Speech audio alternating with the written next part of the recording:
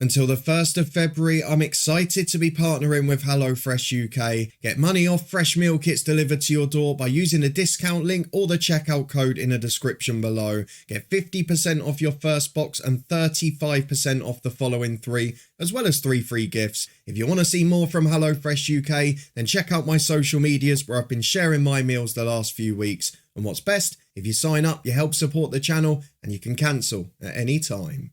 Well, this could end up being one of the biggest episodes in this entire Build a Nation series. We have got a chance for the first time since reaching a top tier of reaching a cup final, and it's a realistic opportunity too. We've also got some stars for the future. The scouting team are working really well, and it's starting to look like this save is taking shape, and maybe we'll be on our way to the next level.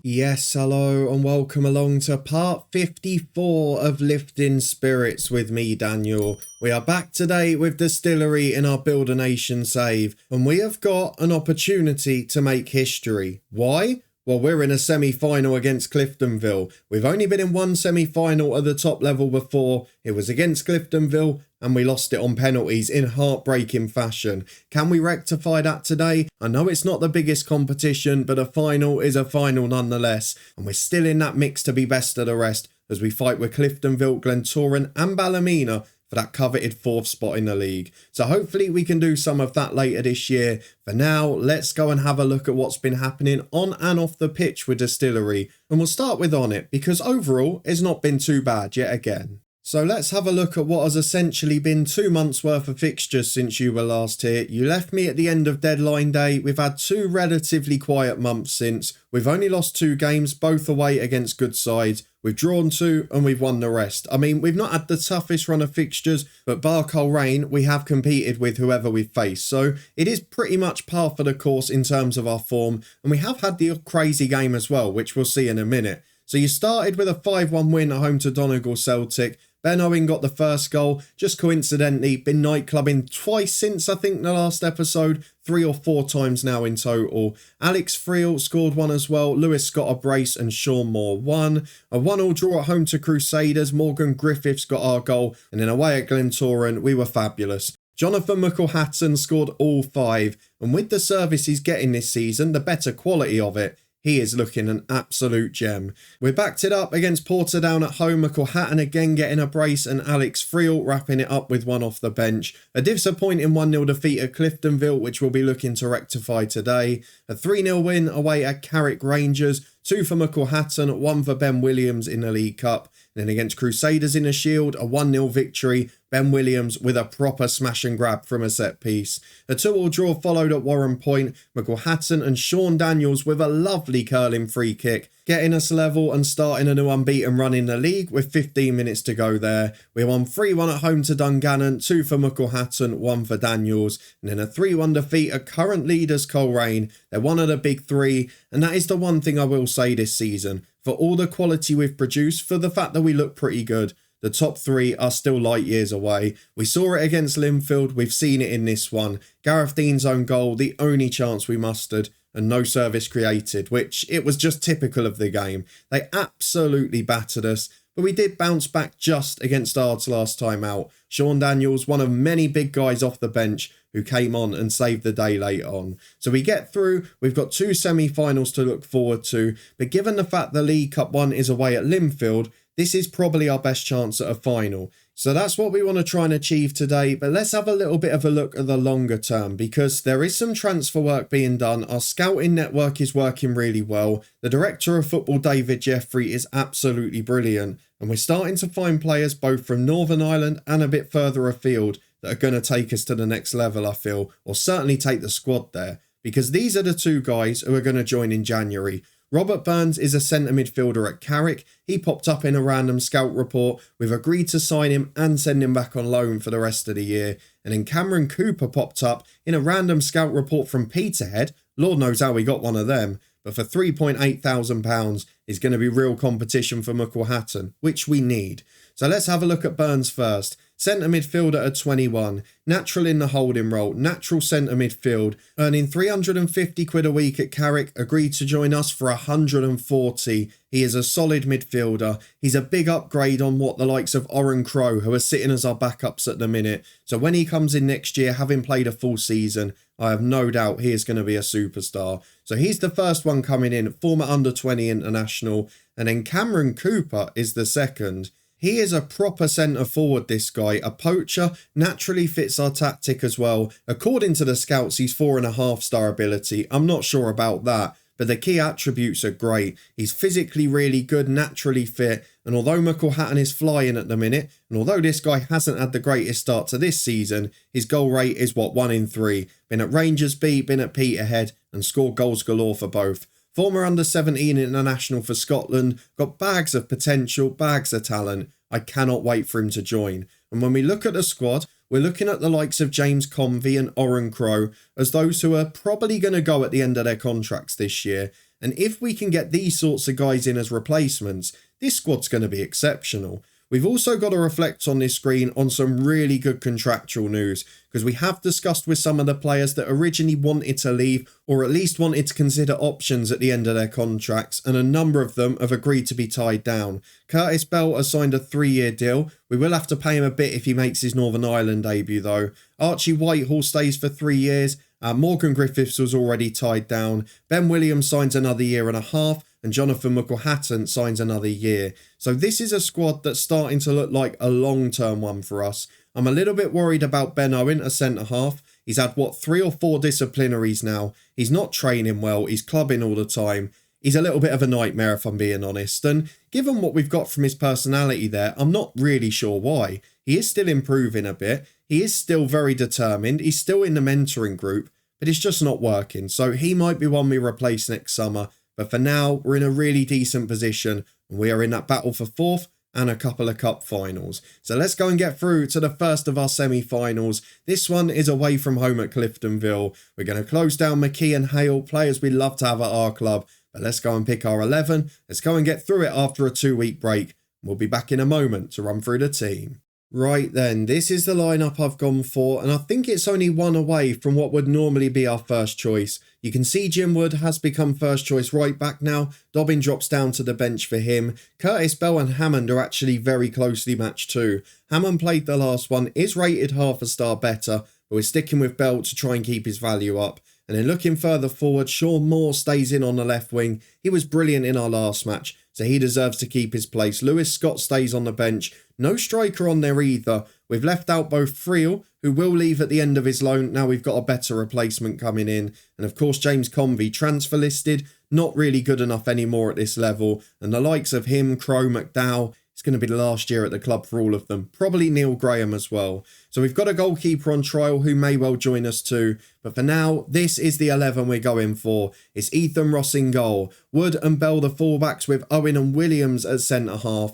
Daniels and Whitehall the 2 centre midfielders with Mpardi and Moore on the wings. And then Morgan Griffiths behind Mucklehatton up front. 16 for the season already. And when he's played against the lower ranked sides, he's generally done really well. 12 in 10 in the league. If you take out that game where he scored 5, it'd still be 7 in 9. It's a pretty good effort. Scored 4 in the League Cup. None in this competition though. Can he put that right today? Let's go and get through to the first game of our episode and see if he can get us into a cup final. The first one since we've been at the top level. I should mention at this stage as well as we come into the game, the only other final we've been in was the Steel and Sons Cup, or the only other competition we've won, was the Steel and Sons Cup back in the 3rd tier. Our reserves have got to the final of that this time. They beat Linfield's reserves 5-1, so it is a sign that our younger players are really good. And hopefully over time they'll be able to deliver. Into the first half we go here though, against the side we managed in FM20, and let's hope we can get on the right side of this result. We're going to drop to cautious because they're already on top, and let's just hope. I don't really care how we do it, but a win and we're in a cup final. Well, just over 5 to go to half time, and we're doing what we're so good at in these big games. Those of you that followed the Hemel save last year, those of you that followed the head coach last year as well, will know we are very good at getting to these big games and making them absolutely awful to watch. Now, Cliftonville have had more of the shots there, you can't argue with that, but they've not had any highlights. They've had 10 shots and not even mustered one expected goal. So there's not many good chances coming about here. I've no idea why two of our players are complacent, but let's tell the lads we're pleased. We're still in the game. It looks like if we get through, we'll be playing Linfield in the final. They're 1-0 up at home to Ballymena United. With an hour gone, our goalkeeper is man of the match, and we are looking for a route to nick this one. I did mention that other cup tie, didn't I, against Crusaders? A 1-0 smash and grab with 2 shots on target. We were awful on that night as well. But being a cup team isn't about being brilliant, isn't about being free-flowing. It's about nicking results, and on a big pitch like this, we're going to have to absorb some pressure. As Griffith gets in, puts his shot just wide. Though we're straight back at the other end, just over an hour gone. Ben Owen chasing with McKee, can't keep up with him. McKee gets in, good block by Owen, forces it out for a goal kick too. That's really good defending from the youngster. Maybe had a night off clubbing last night. And now we're back at the other end with Jim Wood, who throws into Whitehall. Good 1-2, and back to McElhatton. No real service for him yet today. Ball's into Sean Moore though. And we're doing the job again. Little smash and grab on the counter. And that is the benefit of having a 6'4" man out wide. Ghosts in at the back post. No one can compete with him. And against the shorter fullback, he nods it in. It's a great finish. It's completely undeserved. But we are 1-0 up. And we're 20 minutes from a cup final. Ballymena United are fighting back against Linfield. We're going to go and make some changes though. We've got Jaffet and Pardy not really playing that well. He's come back from injury and struggled to find form. Latifa will come on for him for now. And I'm also looking at left back. Curtis Bell for Hammond. We'll do both fullbacks. Dobbin on for Wood too. We've got 20 minutes to go. We're 1-0 up. Now can we cling on? I've got to say, as we get into the final 10 and the last couple of subs, this is the sort of situation I'm really looking forward to getting a player that can play holding midfield, is just to be able to bring him on for, say, Griffiths and play with a proper 3-man midfield. So we're going to take off Sean Moore. He's knackered. He might well have scored the winner, but he is on a yellow too, so I don't want to risk him. Lewis Scott on the left-hand side. Ben Owen is knackered. Griffiths have been average, but Owen off, Brown on. He's been really solid this year. Whenever he's come in, he's done a good job. He's got 9 minutes to help us get through here. This could be a very famous day for Distillery. We are clinging on, we're playing cautiously, but now we've got a corner to defend. Berry puts it in. Good punch from Ross. Now Scott's on the counter. Get it upfield. It's not a good ball. Latifa can't get there. Brown will bring it back down the left to Reed. Here come Cliftonville again. That might be Kielem Reed actually, our former Lone Star. As Daniels plays out to Griffiths and Whitehall. Carries it over halfway. We've got a 4-on-4 here. Man over on the left too in Scott. He's been found. Ball into McElhatton. That is a perfect exhibit of beautiful, flowing, counter-attacking football. I could not be happier to watch it. Look at the stats up there. We've been absolutely pummeled for the most part, and we might even win it 3-0. That would almost be an insult to Cliftonville. Daniels with a free kick right on the edge of the box. 1 yard further, it's a penalty kick. That one, 1 yard lower, and it's well in the back of the net. Hits the woodwork, it remains 2-0. It's another smash and grab. But I don't care. We don't deserve to win. We nick it by 2. And we are heading into the cup final, where I think we'll be playing Linfield. Well, despite the 2 goals on the counter, it is Ethan Ross who is man of the match. So fair play to him for getting us there. We'll go through the post-match press conference quickly. It is Linfield we'll be facing in the final, so we'll find out when that's going to be. In real life, I'm pretty sure it's tonight as I'm recording it, which is the Tuesday. I think that's Linfield v Larne, so I'd imagine it's going to be January time, just to add to that congestion that we've already got. I don't think it's in the schedule just yet. Oh yes, there it is. It is the same Tuesday, basically. 16th of January, that's going to be a future episode. Us v Linfield, back-to-back games by the looks of it. And just what we needed, another 2 games in January.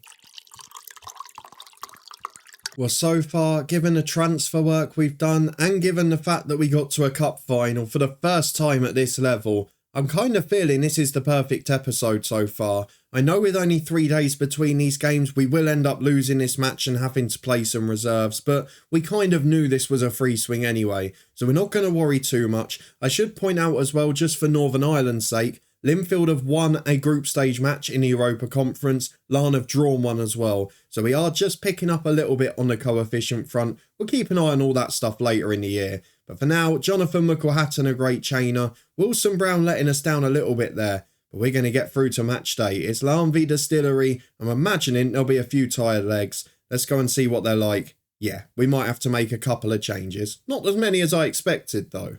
Well, in fact, in the end, it's only one. We've brought in Latifa on the right wing, mainly because I'm trying to protect Party. He's not playing well when back to fitness, and as well as that, he's always at risk of a re-injury, and we've seen it a few times across our saves this year. So I'm just looking after him. The rest of the 11 stays exactly the same. We've got the small matter of facing Coleraine in 3 days' time, so these 2 games are going to be tricky, but then we finish the week with a nice one at home to Dergview, on paper. So let's just go and get through to this game. 10 of the 11 remain the same. And if they can play anything like they did on the counter-attack, we might well have a chance. Not sure we'll soak up the same pressure against Larne though.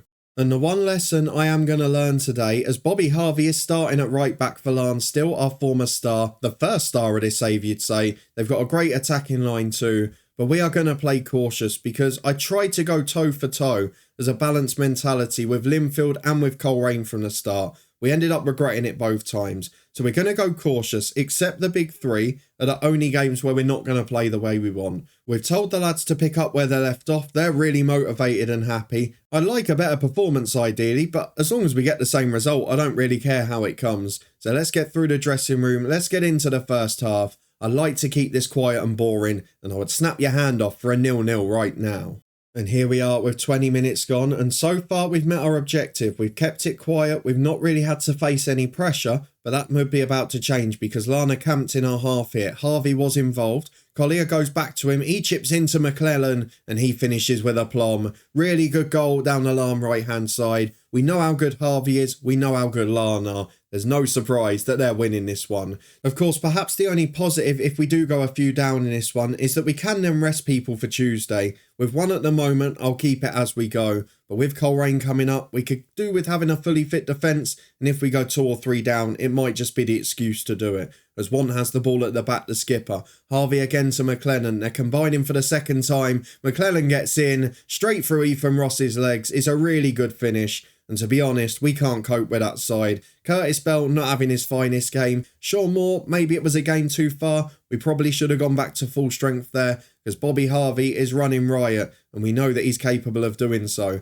We might want him back next year if we can get him. I think his wages at Larne might be a bit too much, but we've still never had a better right back than him. Jim Wood is fairly close, I would say, but he's only on loan and there's no chance we're keeping him without European football as one gets the ball back to Hancock, the centre half. Time to bring it forward. In fact, time to just alley on the ball. Though it's nicked by Mucklehatton to Griffiths. Can we get one back? Give them something to think about at half-time. Latifa down the wing. Mucklehatton's in the middle. Moore's in the middle. Hits the woodwork and it's cleared away. Wood will knock it down for Whitehall and his shot goes blazed over the bar. But it's a really good move. It was an opportunity to say the least. But no shot on target, no goal and still a 2-goal deficit. As one gets the ball to Collier, it's the same combo again. Back to Bobby Harvey. Do not let them get the ball through to McClellan. He's on a hat-trick. He's absolutely flying. I don't want him getting another one. Would be an awful time to wrap this game up for Larne, because it'd give us no chance and no hope for the second half. As one picks the ball up again to Harvey. Here they come down that right-hand side. Collier to Harvey. McClellan's gone wide. One picks it up again to Harvey. Options down the line. They're just content to keep it. They're such a good side, and you do see the difference in these games, don't you? The top 3 are just so far clear of the rest. As Doherty gives it to Collier, O'Neill puts it into McClellan, beats Bell who tries to foul him, and Wood will clear away. No one in the box for that cross, and Mucklehatton in on the break. It was almost 3-0, could it be 2-1? Mucklehatton's in, and he forces the foul from one. That is superb centre forward play. He was on his own, he was running into a blind alley, and he somehow wins the foul. And with 10 seconds left of stoppage time, could we halve the deficit? Yes, we can. Jonathan Mucklehatton scores again. It's a brilliant first half for him. The rest of the team got a bit of work to do, but it's not over yet. Larne 2, Distillery 1 at the break. Let's go and get through the dressing room. Try and encourage them. They've done all right here against a great side. Larne are fully professional, don't forget. So we're going to get into the second period. Try and keep it tight for now. And maybe we can just nick an equaliser somewhere. Remember that famous win last year? Well, maybe we can replicate that. Well, I was about to say it's looking a bit less likely now, but we've got a free kick with Daniels. It is an awful delivery, I kid you not. Probably gets forgiven for the amount of assists he provides. As Wood goes over the top, Latifa's in. Where's the defence for Larne? And where's the finish from Latifa? He had to score that. We aren't getting a better chance in this game. That is an awful effort from Chris Latifa. and it probably had to be 2-2. The whole left wing's on a yellow, so Hammond will come on, and also Lewis Scott will come on. Latifa is going to come off for Mpardi. His pace might be useful if we can get him behind like that. Morgan Griffith's not had a great game either. He'll be replaced by Barry Coffey. We'll save the last 10 minutes, but Ben Williams maybe needs a rest for midweek and not having his best game either. 2-1 the deficit. It could have been worse, but are we going to be able to find something from this game? It would be a bonus point if we can, but I'm not sure it's coming. Ben Williams is getting worse. I'm going to bring on Tom Wilson-Brown. And with 15 minutes to go, we're going to encourage, we're going to stay on the counter, and we've actually got the better expected goals. But can we find that equaliser? It'd be a cracking result if we could. As we head towards stoppage time, we've got 2 minutes to go. Hammond throws in from the left to Daniels. Good interception to beat Harvey to it. Gets to Scott on the byline. Cut back is blocked by McClellan, a current match winner. Hammond to Daniels. Scott again. Back wide to Hammond. Someone put it in. Daniels to Whitehall. Shoots from the edge. Brilliant, brilliant finish. He's his first of the season. I was about to say he doesn't score that many, but that was an absolute pile driver. 20 yards out. Little daisy cutter along the ground. And it is 2-2. What a result that would be. Let's get these lads into a more defensive shape. Mpardi can drop down to right midfield. Scott to left midfield. We'll also put Whitehall as a deep line playmaker on support. Barry Coffey will go to a support duty. Hammond and Wood will go to defensive fullbacks. Just make sure there's a nice shape there. We're going to time waste all the time. We're going to be more disciplined. I know we could go and try and nick a winner here, but 2-2's a good result. If we can keep winning the games we should be and pick up bonus points like this, particularly late on, I think we've got to take them. A great result if we can hang on for it. There are 4 minutes of stoppage time. Let's cross our fingers, keep it quiet. It looks like we have a brilliant comeback, but no, I was celebrating too early. I pumped the fists and the 95th minute free kick goes in. Ian Donald puts it in the top corner. He's got the jig out as well. Why are we playing overtime? I don't know. But it just had to happen, didn't it? 95th minute heartbreak. And after reaching a cup final, after all the positivity, of course, it had to finish like that. A brilliant display though, a really good effort. One of the first times in terms of match stats that we've actually competed with the opposition from the top 3. So that's a positive in itself, but it's still no points. And that is a problem. So let's go and have a look at when we're going to be back. We'll come back for the next Cup semi-final as well. We've got Linfield away in the League Cup semis, Ballymena at home in a big league match before it. So that will be our stopgap episode before our first top-level cup final. We'll get a better indication of where we're going to be in the league and what we need to prioritise. And hopefully we'll be closer to some of those new additions coming in. And they look really exciting for the future. Let me know if you agree down in the comments and what you thought of those performances. If you did enjoy the episode, please do add a thumbs up and subscribe for daily FM23 content. We'll be back here in a couple of days' time. Linfield going to be flavour of the day for the next few episodes of this save. In the meantime, we'll be back with the head coach tomorrow. You can find that playlist up in the eye above. Anything else you can't find will be down in the description. But above my head now, I'll put the latest season of the head coach at our new club. And I'll see you back here in a couple of days' time. Linfield in another cup semi-final. Could we finally win something big this year? I'll see you next time to find out.